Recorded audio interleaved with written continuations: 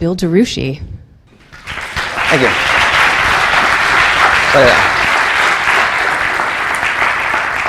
I need that guy. Oh, yeah. I'll take this. Okay. So what I want to talk about today is the notion of designing with an opinion. This is about, all of us here, we probably make things in one form or another. We're all builders. It can be physical things, it can be code, it can be designs, it can be art, whatever, but the odds are pretty good that everybody in this room is a maker, designer, or a builder in some fashion. And when we build things, we usually build things with a reason. And one thing I kind of want to talk about is I would love to see have that reason shine through in the things that you're actually building. I want you to get your opinions out there and visible to the world. So there's two things I want to do today. First thing is I want to talk about engaging with customers and how we can go about doing that and improving that process of really reaching out to the people that we're building things for, because that's kind of the whole point, isn't it? Art is when you're making things for yourself, but pretty much everything else is you're making things for somebody else out there in the world, people you don't even know. So how can we engage with those people without ever actually even contacting them? And kind of the thrust of this, where I'm going to go, is the notion that opinions actually strengthen engagement. When you get your opinions out there, it kind of like creates a stronger bond between you and your customers, or whoever the person is in the end. We'll get back to that in a minute. Second thing I want to do is brag a bit about what we're doing at Simple. I think we're doing some pretty amazing things over in the company. We got about 25 people now. I'm happy to have both Ian and Toby are here. There are my coworkers at Simple. They're here this morning as well, and so it's kind of fun just to kind of brag a bit, kind of show you, give you a sneak peek of what we're doing over at Simple. So Simple. So Simple is a local startup. We're in the financial space. We're like an alternative to traditional banks. What we're trying to do is create a different kind of system that does all the things that you normally get out of your checking and savings accounts without a lot of the stupid hassles you get out of the banks and the credit unions that you're currently working with. This plays out in design, this plays out in technology, this plays out actually even in attitude. But that's what we're trying to work on. We're based here in Portland, Oregon. We originally were located in 3 offices, New York, San Francisco, and Portland. We finally realized that Skype sucks, and so instead of being on Skype all day long, we just moved everybody to Portland. It logistically seemed a lot easier than being on Skype, and actually it is. The collaboration when you're in the same office, there's really just no comparison whatsoever. So yeah, about a month ago, in fact a month ago yesterday, we changed our name from Bank Simple to Simple. We went through kind of a pretty extensive rebranding process. We did the entire thing internally, most of it actually led by Ian. And again, changing the name from Bank Simple to Simple, dropping the name Bank. And it's kind of a longer story, but there's a lot of great things we can get out of by just being towards Simple. We love the aspect of it gives us a bit more potential expansion in the future to do all kinds of different products and beyond traditional banking. And the word bank even is a little bit problematic these days. From a messaging standpoint, we kind of just prefer just to be simple. And if you're curious, yes, we did get simple.com. We got the domain. You guys missed out. It was on GoDaddy for $11.99. We had a 20% promo code, so we thought now is the time to do it. And so we just went for it. One little fun fact that you probably don't know about what we're doing is that there are 90,000 people that have requested an invitation to open up an account with us. And that number is completely mind-blowing and humbling. Frankly, it's a bit of pressure. It's a bit of, it's a charge. It's an amazing thing that 90,000 people have actually reached out to us to ask to be involved with us without ever seen product shipped. We had a few screenshots. We had marketing side trying to explain what we're doing, and yet 90,000 people. Actually, I think it's probably about 89,700 as of this morning or something like that. But that many people are actually waiting to get in. It's a hell of a number. And no, it's not a typo. It's 90,000 people. And some of these people have been waiting for almost 2 years. And what's amazing is we've heard just about no anger from people. There are people who have signed up almost 2 years ago that are still excited about getting in. And it's a phenomenal thing. And so one thing that I wanted to do, kind of in my role, is really kind of sit back and ask, why? It's not just the challenge that we're tackling. There's got to be something else going on. What is it that we're doing right? Whether we did it intentionally or by accident, by luck, what was it that we were doing right to get 90,000 people interested in us? And the conclusion that I came to was the fact that we actually go out there with opinions. Very early on, our CEO, Josh Reish, when he first announced Bank Simple, when he and Shamir started the company, and then Alex came on later, Alex Payne,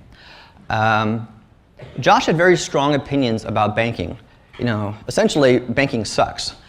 And what's interesting about this, starting a company with such a strong opinion is something you don't see very often. Usually companies, when they get out there, when they announce themselves, corporations like to play it safe, oftentimes. And playing it safe usually means being careful with your words, phrasing things very, very carefully, not sticking your neck out. But Josh said, screw it, banking sucks, we're gonna do something different. And I think just that simple, having that strong opinion kind of attracted people to what we were doing, to what Josh and Shamir were doing way back when. Because clearly the industry is totally broken, and it needs something different to happen. So the other opinion that Josh had was banking doesn't have to suck.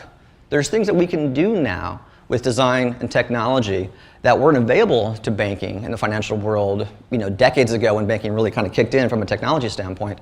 There's things we can do now where it doesn't have to suck quite as much, and maybe even be awesome. Maybe you get it beyond the not just going from sucking to not sucking, but maybe going from not sucking to awesome would be a really great way to go. And people have reacted to this opinion. People have reacted to the fact that Josh really said, this is what I feel, and this is what we're doing. We're going to make a company around this simple notion. And I think that strong reaction is why people have actually engaged with us. 90,000 people. And they engaged with us because they actually identified with that opinion. The fact that Josh reached out and he took a stand, that stand that he took found its natural audience out there in the world. And an audience then came to us. So it kind of brings up the question of, how do companies actually go out there, and try to engage with people? There's pretty much three different ways, the way that I'm looking at it. There's the old way, the current way, and the better way. And of course, by saying the better way, you probably see where I'm going to go with this, but just kind of follow along for the ride for a second here. So the old way. Now the old way is kind of the tried and true method. You can see it in companies like Adobe. And this is like the classic approach to presenting yourself as a corporation. Here's some features, here's some benefits, here's what we're making, and you kind of present it out there and you kind of hope people react to it. Just from a pure classic marketing features and benefit standpoint, here's what we offer, we sure hope you like it. Please click here or continue if you want. So it's all about just presenting the product and then making people react and even hoping that they react. Now the current way, there's been a recent trend recently. Nice sentence construction there. But a recent trend is about being a lot more informal, by being cute, by being whimsy. You see it in companies like Moo, where the approach here is around being informal, like trying to reach out to you by being cute, by being funny, by trying to show you humanity through the notion of, well, really humor or craft or art and so on. It's all about being cute, being informal, and trying to connect to people by making them smile, which is not necessarily a bad thing, but the problem is, at this point, the conversation hasn't really begun. You kind of get to hello, and then it kind of stops right there. You've only kind of made it halfway through the connection. So the better way that I think to do it, the way that's been actually really successful for us, is not just focusing on tone. We do focus on tone quite a bit in terms of like being human with people, kind of speaking plain language, trying to connect with people at that level, but that's just still a tone thing. The next level is also actually taking a stance. And that's one thing that we're doing. And of course, here's a site that we relaunched when we rebranded a month ago. The new name, the new branding, all done in-house, which is actually another thing, part of our principles about DIY, do it yourself. Okay, side story. So when we decided to rebrand, my initial reaction, my initial assumption was to go to an outside branding agency to do our logo, to do our branding, to do the whole visual palette of what our brand looks like. And of course, coming from 6 years at Ziba, it was like a natural assumption of mine. But instead, people like Ian and Toby and others convinced me that the best way, we really should be just doing this in-house. It's part of our brand. Is do it yourself. If we're about craft, if we're about doing it ourselves, we really should do this also ourselves. It's like sticking with your principles or following through on your principles. So the thing is, when you have an opinion, when people react to your opinion, when they read something that they can tell that somebody has said or thought about or made a statement, it forces them to think. It forces them to consider what your opinion is and then process it somehow. Form an opposite reaction. Agree with it. Think it through a little bit. And at that point, when they are thinking about your opinion, they are now engaged. So they've moved beyond hello, and they've moved beyond to hearing about what you do. Now they're hearing about how you think. And it's an automatic reaction, like in any conversation, that when somebody states an opinion, you kind of react to it somehow. And that's where engagement is beginning. Yeah, so that's kind of like one of the big points that I kind of want to get through out of all this is that when you get out there, when you say something, people are going to react to it. It's pretty amazing. So what I want to do is I want to show some kind of examples in the product that we're building and show some examples of how our opinions have kind of shined through into the product itself. So the first one is not a very controversial opinion. Every moment counts. I mean, this is it's a pretty core tenet in user experience and experience design, in design in general, that every touch point, with a customer is a moment that should be considered and touched and improved and made special or just do something with. Don't leave any moment unturned. And so one of the big moments that we focused on was, imagine you just sign up with a bank or you just sign up for a credit card and you've gotten that thing in the mail. So what happens 99% of the time is you're going to get this plain white envelope, is some cryptic return address. You pull it apart, it's got this, this trifold in there, your card's sitting in there, there's a little bit of glue, the card with the glue, and you play with the glue for about a half a minute until you try to throw it away.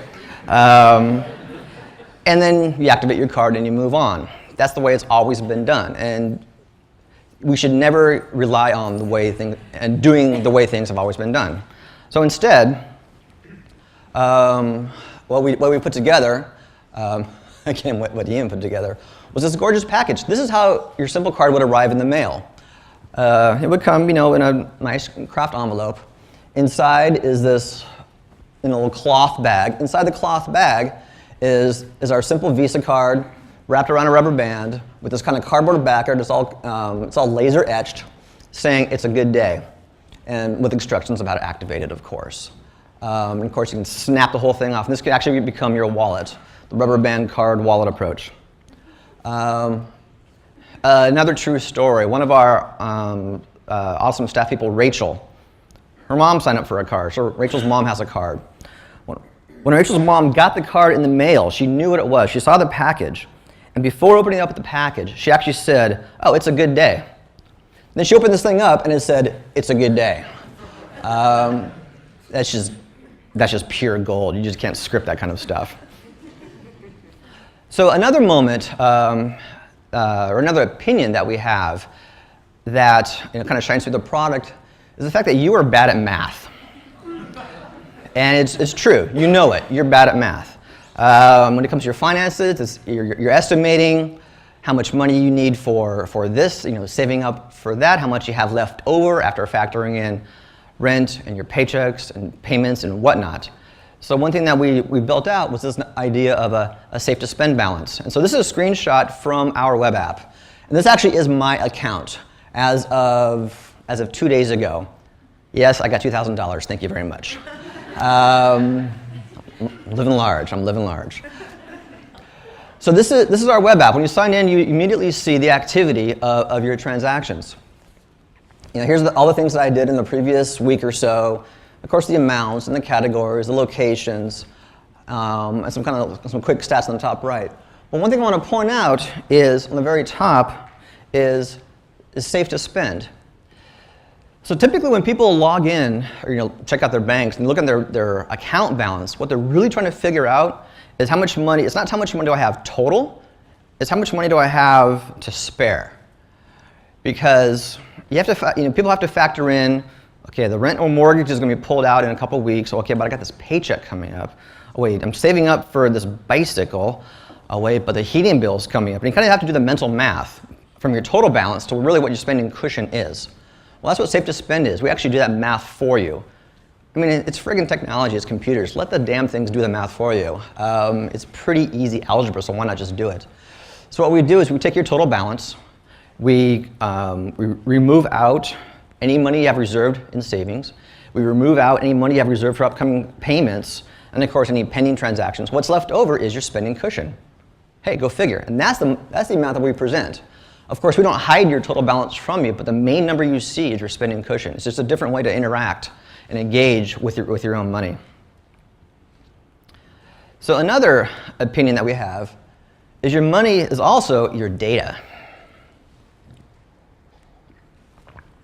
We're in this big nerdy trend right now about data and personal data and quantifying yourself and wearing Fitbits and counting your steps and the amazing things you can do with technology to track your daily life through various methods.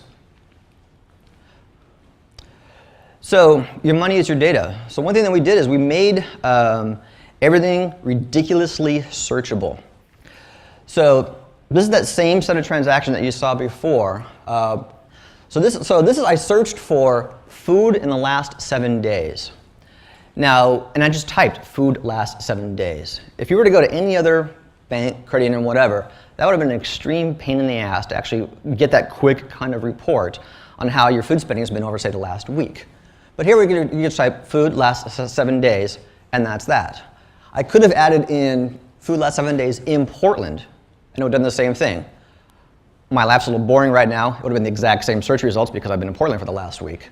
But the fact that we're using both date ranges and locations and category text and memo text and everything to create this really robust set of searching. Another example is lunch last month. Now the word lunch is, so how did I actually search for lunch?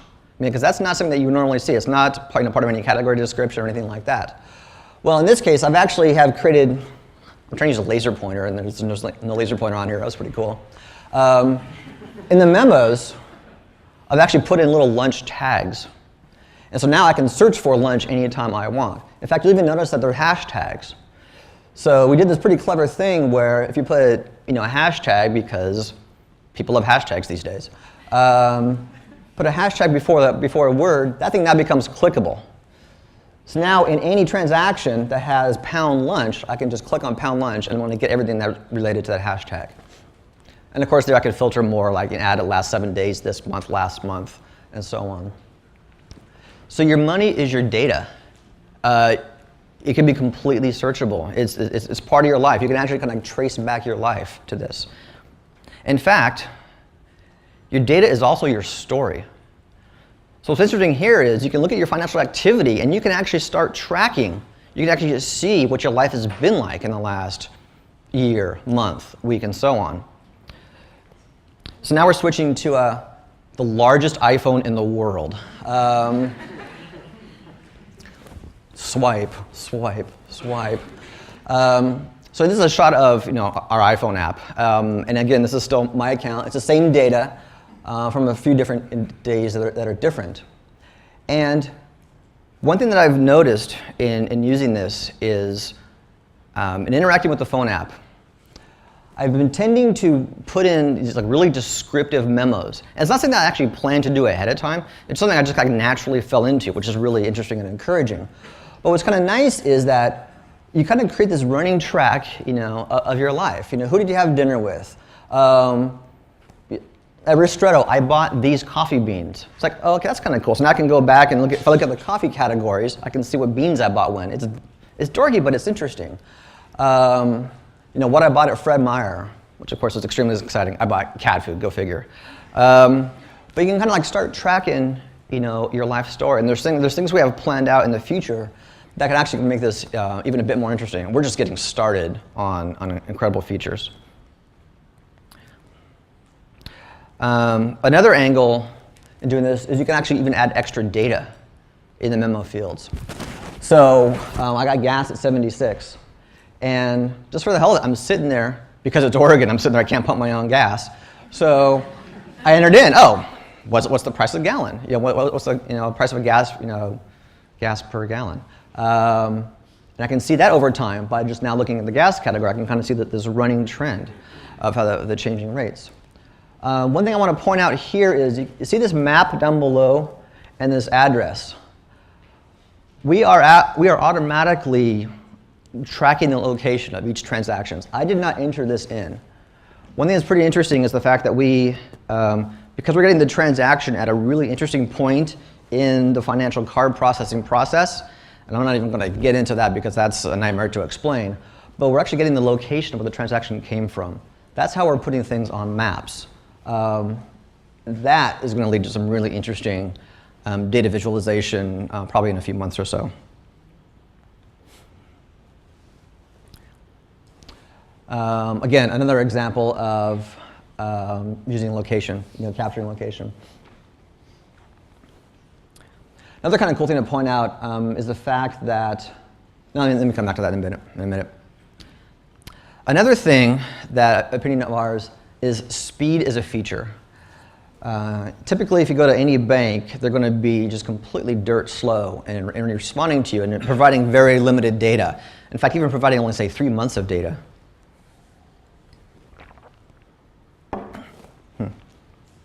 So if I had was able to show you this live, one thing you would have noticed is when we did this, if I was doing the searching, it would be immediate.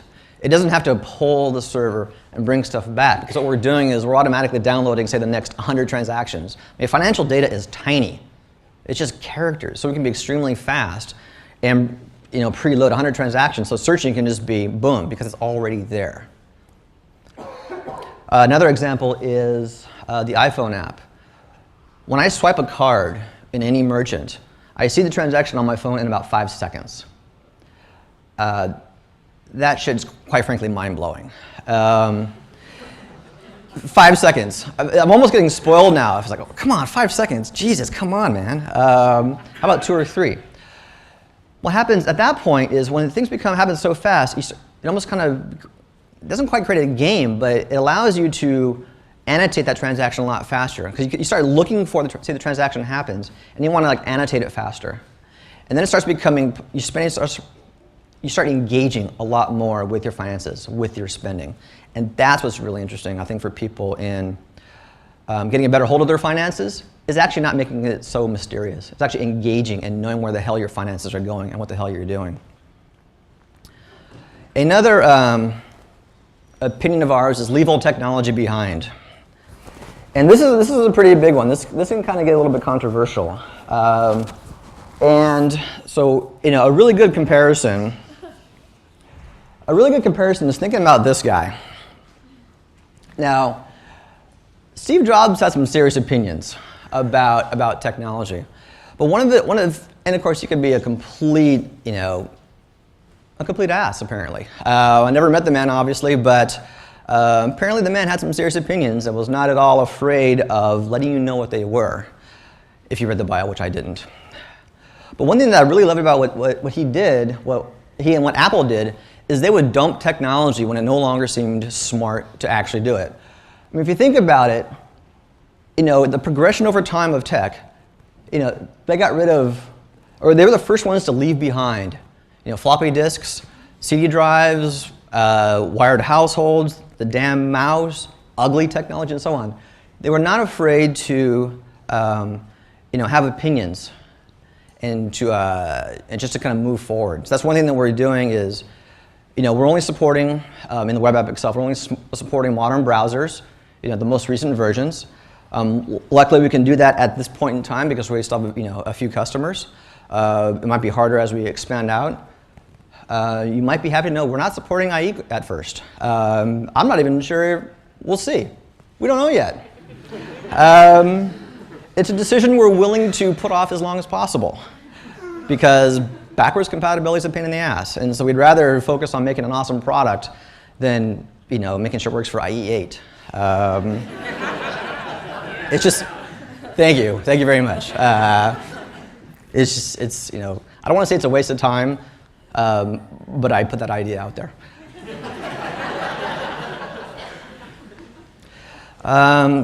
So last thing I kind of want to talk about, I want to give you guys permission for doing something. And it's not my job to give you permission. I'm not your dad. But I just want to kind of throw this idea out there at you.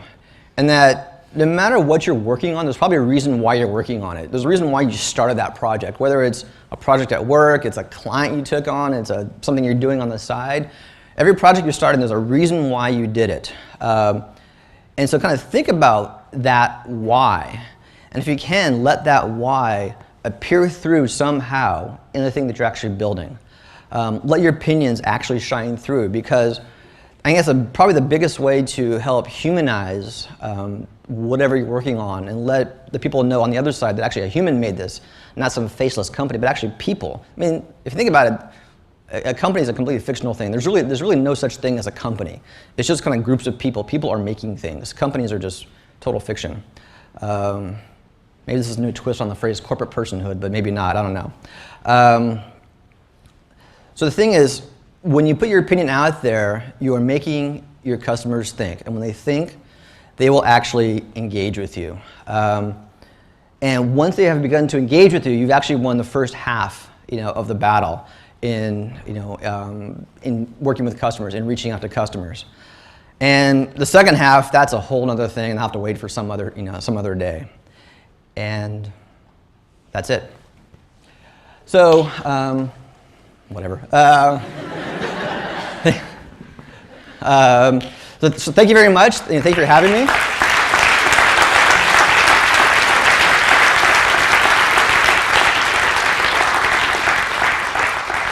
And you can find us at simple.com and also at Simplify on the Twitters. Are you getting those map locations from GPS on the phone, or are you getting them from the actual financial transaction? Okay. The question, are we getting the locations of the transactions via GPS, or are we getting it through the transaction? A little bit of both, but actually it's mostly through the transaction itself. Most merchants, when you swipe a card, it depends on how well they have coded all of their information into the swiping terminal, in the POS terminal. That data is all kind of translated through the process, along with their merchant category code and all kinds of other crazy information. And that's the information we're able to pick up and bring through in the transaction. I mean, actually, your bank itself is also getting that information. They just don't do anything with it. And we thought this is actually interesting stuff. We should kind of carry this through the process. We also do have a feature on the iPhone app where if you need to add a location to something, because some merchants actually just don't have that information coded, you can actually say, oh yeah, I want to edit this location, use current location, and then of course we'll use the GPS to say, you're right here, and we'll save that. But it defaults to the transaction itself. Sir? One of the things that I found interesting Yeah. how they're using all the data that they have access to. Yep. They'll tell me, compared to other Mint users, you spend way too much money on wine or something. Are you Too much what? the Yeah. data? Say that again, the last part? Plans to use the data that you're going to be Ah. have access to. Yeah, so the question was, so one thing the Mint will do is it'll compare your financial activity, spending, et cetera, to an aggregate of other people and make some comparisons. And are we going to do that?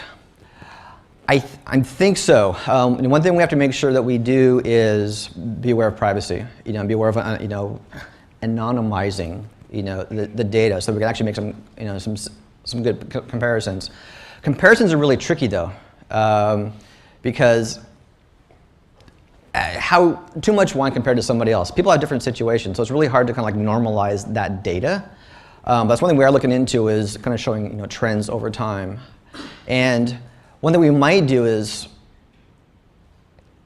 there's different ways you can approach the data. There's let's say per category is one thing.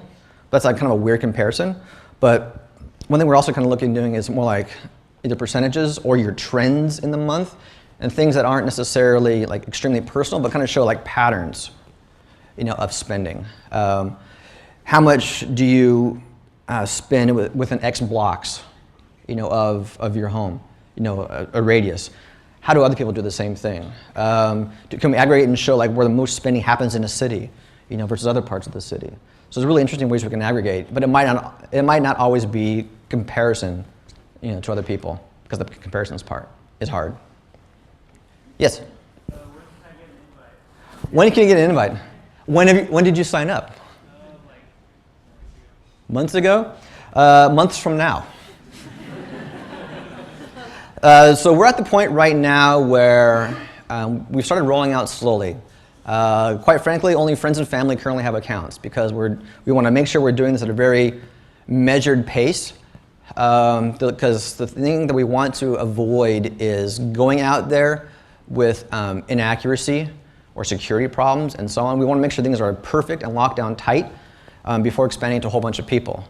So that's why we're kind of, I don't want to say we're taking our time, but we're being very prudent about expanding to a lot of people because it has to be right. If you create some kind of iPhone app that's, for, sharing photos or whatnot, if that thing crashes, who cares? It's not the end of the world if your iPhone app crashes, if it's just a photo app.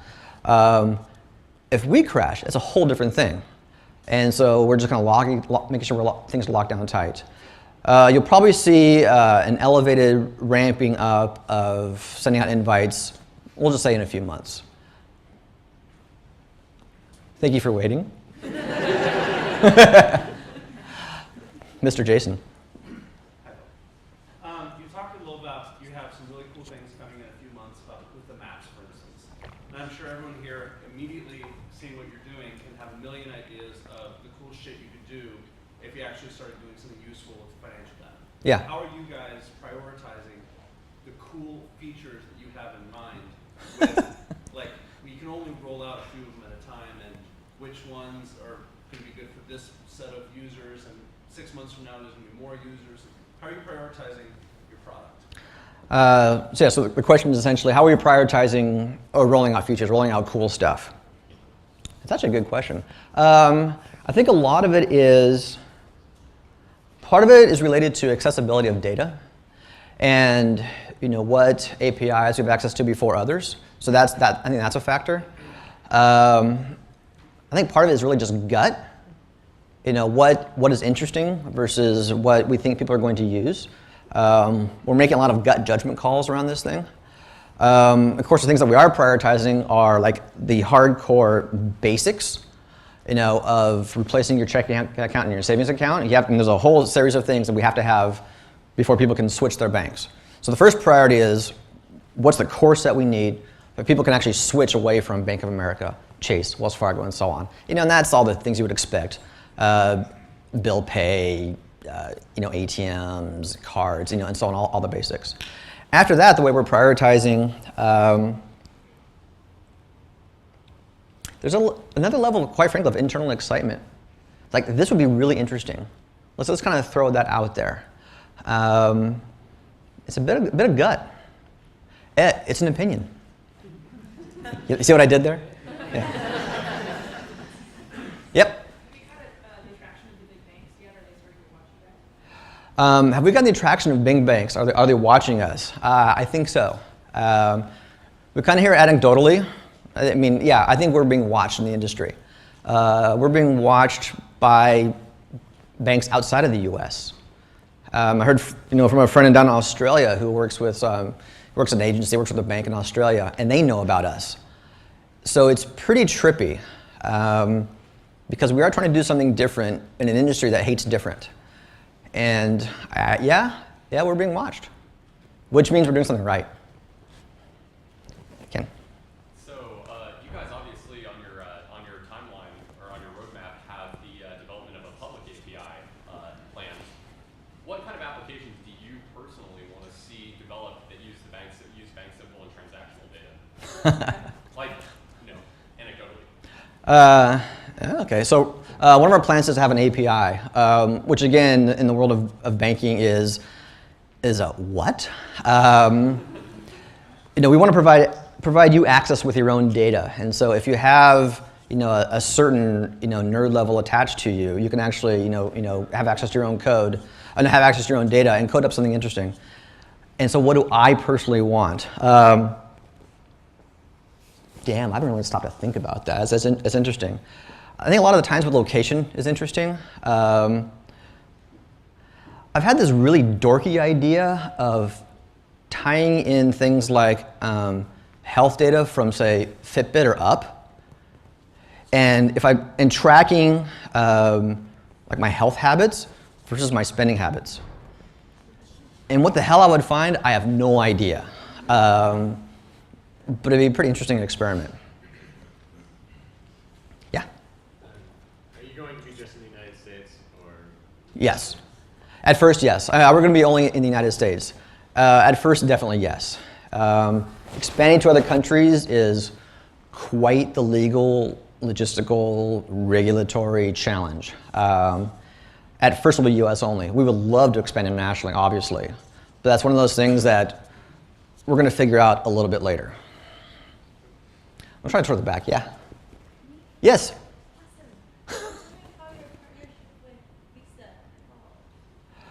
How did our partnership with Visa evolve? We approached them, and they said, yeah. Well, I mean, Visa's the kind of company that they're trying to acquire customers, and in a way, one thing that we're doing by having Visa be our processing partner is we're just giving them more customers. So I think it wasn't really a huge issue. It became a little bit funny sometimes when it came down to logo treatment and approvals and stuff like that. But I think from like a partnership development standpoint, it actually really wasn't that tricky. I mean, besides, because they probably knew, well, if they don't go with us, they'll go with MasterCard. So, because it's a big duopoly. Sir. I'm just curious, talking about abandoning old technologies and talking about duopolies like Visa and MasterCard, just what your thoughts have been around like abandoning plastic in general. So are we going to abandon plastic? Speaking of abandoning old technologies, are we going to get rid of plastic? We've definitely talked about it internally. I mean, the challenge with getting rid of plastic, of getting rid of cards that you swipe and going pure, say, like NFC based on your phone. The pure problem with that is having the readers available and being ubiquitous out there in the world. Because every merchant's got a card swiper, but it's going to take a while for every merchant to actually have an NFC reader. It's the kind of thing where if that starts getting a lot bigger, I mean, we'll adopt that standard.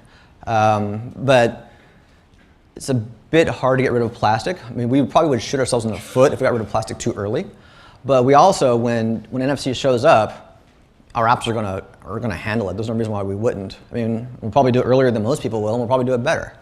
But purely abandoning plastic, that'll take a while. We're addicted to it. Yeah.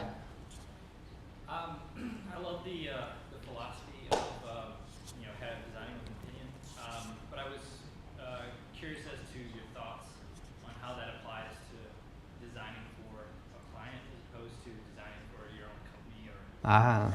So to rephrase a little bit, designing for an opinion is great when it's you and it's your product, but when working with clients, it creates a whole nother level of challenges.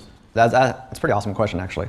I think the trick there is when you bring in your own opinions in a client situation, it can't be only your own opinions. You may have to factor in the clients as well.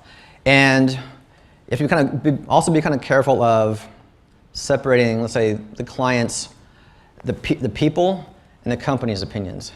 And again, now I'm just contradicting myself earlier about people versus company.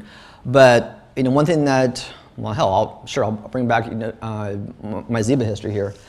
One thing to think about your clients is their whole a brand DNA.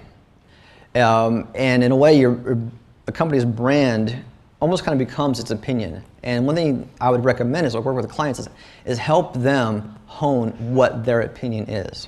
So it can't be just you making something for the client and handing it over to the client. It's the agency's or the consultant's challenge to help your client figure out what they really stand for and then deliver on that. That's what I would say. That is what I just did say. Yeah.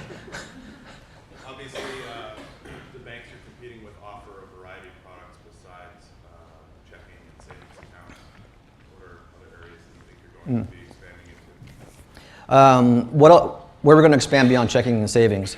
So one thing that's interesting to know about our approach is the simple card is we want to give you one account, one card. And the problem with the way the banks approach things is they want to give you a ton of accounts. Here's a checking account, here's a savings account, here's a line of credit, here's a CD, here's a loan, and so on.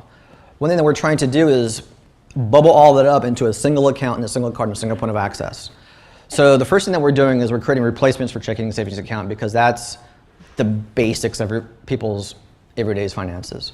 Where we're probably going to go after that is adding in high yield savings, adding in CDs. Eventually, getting in towards loans. That's a little bit further out because that's quite frankly a challenge. But what we want to do is give you access to those extra products. We'll use high yield savings as an example. We want to give you access to a savings product without having to force you to open up a separate account. Underneath, here's where things get really interesting. Underneath, you actually would have a separate savings account because it's going to be at this bank as opposed to that bank. But we're presenting them as a single package to you. So you're seeing a lump sum of cash, most of which might be in high yield savings, and the rest of it, is in more of the free flow, quick spending. But we're trying to simplify, pun intended, we're trying to simplify how you access, a group of products at the same time. Hey, last one? Yeah. Okay, last one. Over here. I'm really curious how you at Simple have been addressing all these opinions people have had lately about banks with the Occupy. Banks are evil. People have been moving their accounts into credit unions lately. Yep. What's your reaction? So what do we think about Occupy? That's such a massive question. It's awesome. I think what we're doing aligns extremely with the same messages of Occupy. It's all about there needs to be an alternative for the way things have always been done. And I think the way that we're approaching it is we're trying to build an alternative. I think a lot of us internally align ourselves, with that movement without, being there. But instead what we're trying to do is actually build something that accomplishes the exact same thing. We haven't come out as a company quite yet and taking a stand on it. Honestly, we thought about it. We've discussed it internally. But I think at this point, we're just a bit more content to just keep building. We'd rather focus on that rather than, to kind of align ourselves with a particular movement. And I think it's great to see people switching banks to credit unions. When Bank Transfer Day happened on November, I guess it was 5th, about 3 days before we rebranded, of course, we had a ton of people saying, just launch already, you should be available by Bank Transfer Day. That would be nice to flip a switch and say, yeah, we're done. but it wasn't going to happen. But I love to see the fact that people realize that there can be an alternative. You know, you don't have to do it the usual way. And if we'd been available at that point in time, sure, we would have gotten more customers, but you know what? People are still going to be pissed off at banks in 3-4 months' time anyway. So not too worried about that. There's plenty of customers at B of A and Chase and Fargo to switch. Thank you, everybody. Thank you.